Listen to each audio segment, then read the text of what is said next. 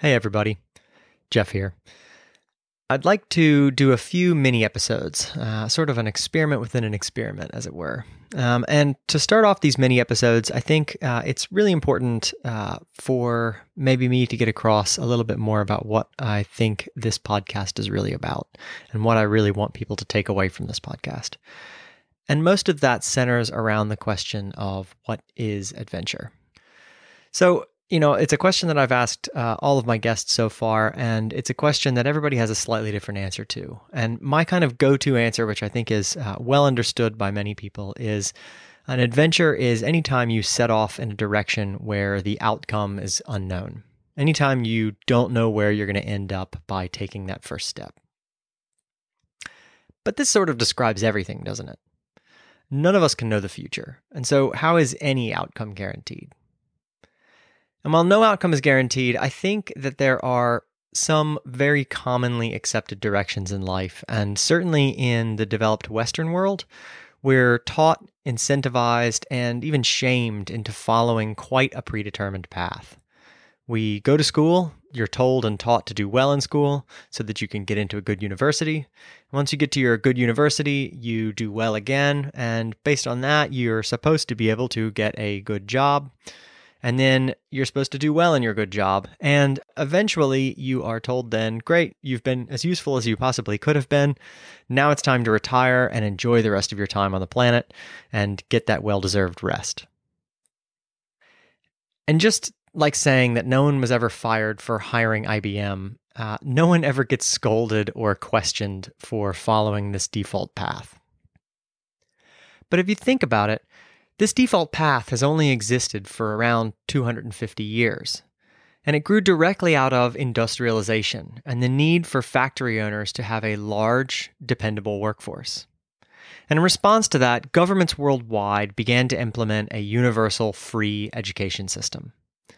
But that free education system was really aimed at building an obedient, just competent enough workforce that could staff up giant factories. And someone recently pointed out to me that, when we're children, when we're young kids, we almost never have any trouble visualizing and verbalizing what it is we really want to be.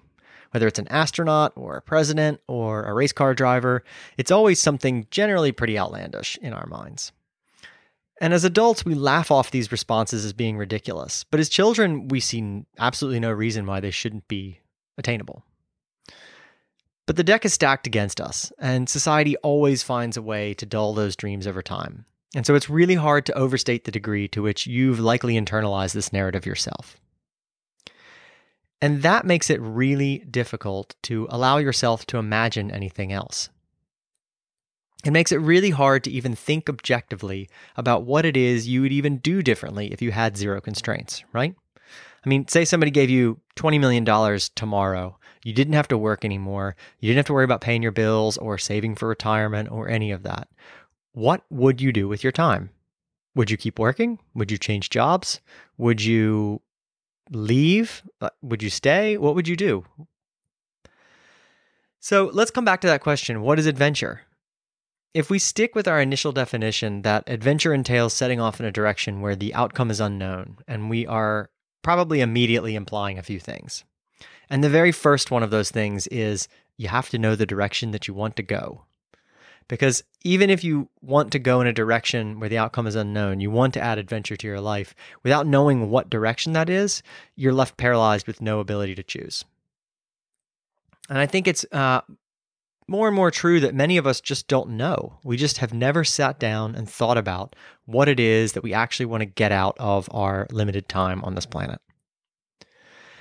And even for those of us who are lucky enough to have known or to know, it's not always crystal clear where the beginning of that path lies, where it is that you have to turn that corner and walk into the deep, dark woods, as I talked about with Joan. So I think with this in mind, the first step in becoming more adventurous in your life is actually understanding what matters to you the most. Understanding maybe what your values are, what things you want to be in life, what things you want to do in life, what things you want to get to the end of your life and say, I've checked off my bucket list, or I've been this type of person. I've had these type of experiences, and be happy with that situation.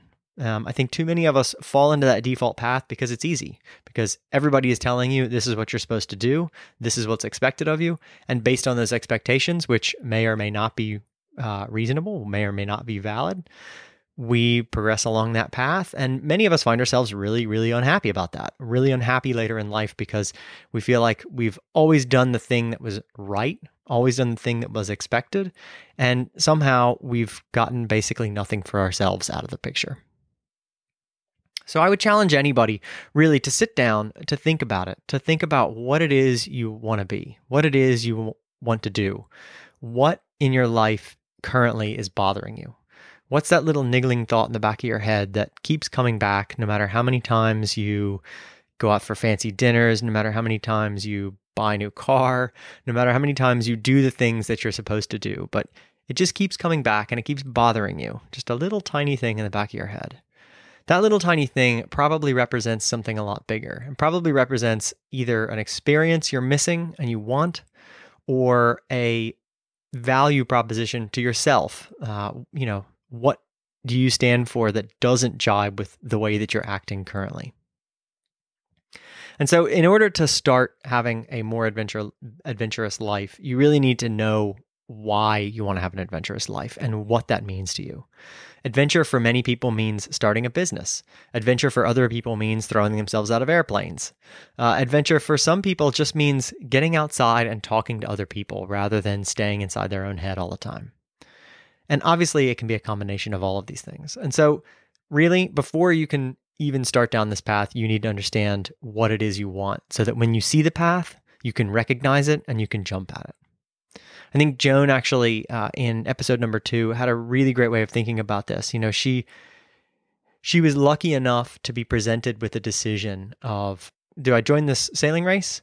And then afterwards, do I actually quit everything else to move into the direction of being a professional sailor? And because she was presented so clearly with that choice, it actually wasn't, it was a scary choice. Don't get me wrong. It was a very scary choice for her, I'm imagining. But it was at least clear to her. And I think many of us don't ever get that opportunity. We have to make our own decisions. We have to make our own opportunities to make those choices. And we can't assume that other people are going to put the choice in front of us. We sometimes have to engineer the choice ourselves. But we can't engineer the choice if we actually don't know where we want to go or what we want to be. So I think I'll leave it there. I'll challenge everybody that's listening to this to please sit down with yourself in a quiet place, listen to nice music if you want, drink heavily if you want, do whatever other things you might want to do that is mind-altering, but really sit down and think about it. Be deliberate about what you want and why you want it. And don't feel bad about it. Don't feel like you're being selfish. You're just thinking about what it is you want out of life and why you think that would make you happy. And beyond that, we'll probably come back to this topic and talk about then what might be a way that you can start to put some of that into practice.